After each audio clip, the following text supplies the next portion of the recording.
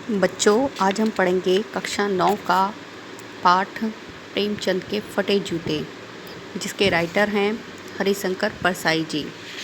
इस पाठ में हरिशंकर परसाई जी ने प्रेमचंद के व्यक्तित्व की सादगी के साथ साथ सामाजिक दृष्टि का भी वर्णन किया है। यानी कि प्रेमचंद कितने सीधे साधे व्यक्ति थे और समाज के लोग कैसे थे कि दिखावे की ज़िंदगी जीते थे, तो उसी का यहाँ वर्णन है। कहानी थोड़ी सी व्यंग्यपूर्ण भी है, कहीं कहीं हंसी भी आती है। इंटरेस्टिंग कहानी है जिसे आप यहाँ देखेंगे। प्रेमचंद का एक चित्र मेरे सामने पत्नी के साथ फ़ोटो खिंचा रहे हैं। सिर पर किसी मोटे कपड़े की टोपी, कुर्ता और धोती पहने हैं। कनपटी चिपकी हैं और गालों की हड्डियाँ उभर आई हैं, पर घनी मूछें चेहरे को भरा भरा बतलाती हैं।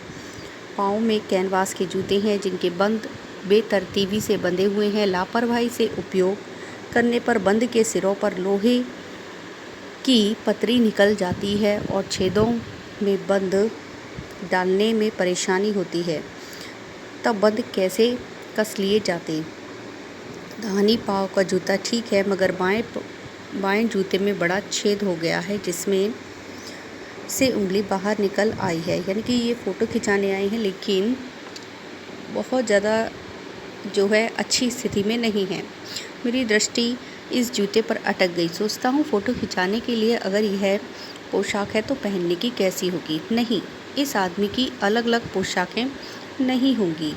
इसमें पोशाकें बदलने के गुण नहीं हैं। ये जैसा है वैसा ही फ़ोटो में खिंच जाता है। मैं चेहरे की तरफ देखता हूँ। क्या तुम्हें मालूम है, मेरे साहित्यिक पुरखे की तुम्हारा जूता फट गया है और अंगुली बाहर दिख रही है। क्या तुम्हें इसका जरा भी एहसास नहीं? ज़रा लज्जा, संकोच या झेप नहीं?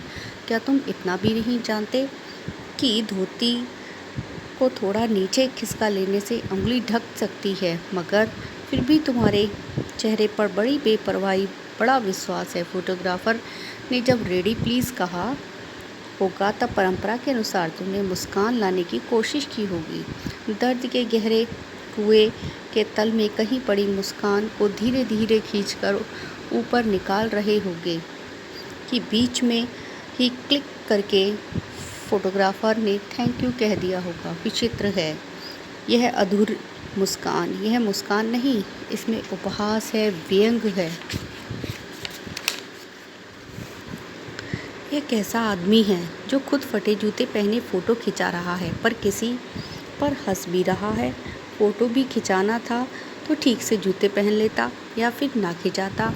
फ़ोटो ना खिंचाने से क्या बिगड़ता? शायद पत्नी का आग्रह रहा होगा और तुम अच्छा चल भाई कहकर बैठ गए होगे। मगर यह कितनी बड़ी ट्रेजेडी है कि आदमी के पास फ़ोटो खिंचाने का जूता भी ना हो। मैं तुम्हारी यह फ़ोटो देखते देखते तुम्हारे कलेश को अपने भीतर महसूस करके जैसे रो पड़ना चाहता हूँ, मगर तुम्हारी आंखों का यह तीखा दर्द भरा व्यंग भरा मुझे एकदम रोक देता है। तुम फ़ोटो का महत्व नहीं समझते होते तो किसी से फ़ोटो खिंचाने के लिए जूते मांग लाते। लोग तो मांगे कि कोट से वर दिखाई करते हैं और मांगे कि मोटर से बारात निकालते हैं। फ़ोटो खिंचाने के लिए तो बीबी तक मांग ली जाती है और तुम जूते नहीं मांगते बने।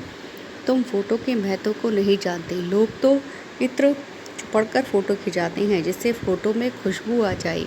गंदे से गंदे आदमी फ़ोटो भी खुशबू देती है। यह कहने का मतलब है कि ये लेखक को बड़ा आश्चर्य होता है कि कोई इंसान फ़ोटो खिंचाने आता है और वो अपनी स्थिति को बिना देखे फ़ोटो खिंचवाने के लिए बैठ जाता है, जबकि लोग जो है वो फ़ोटो खिंचाने के लिए क्या से क्या कर लेते हैं। मोटरसाइकिल मांग लेते हैं फ़ोटो खिंचाने के लिए, यहाँ तक कि उसने कहा कि बीबी तक बदल लेते हैं। तो यहाँ कहने का मतलब है कि जो प्रेमचंद जी हैं उन्होंने अपनी स्थिति ना देखते हुए, शायद ऐसा रहा हो कि उनकी पत्नी ने आग्रह की हो और वो फ़ोटो खिंचाने बैठ गए हों। यहाँ लेखक अपनी मन की स्थिति यहाँ जाहिर करता है।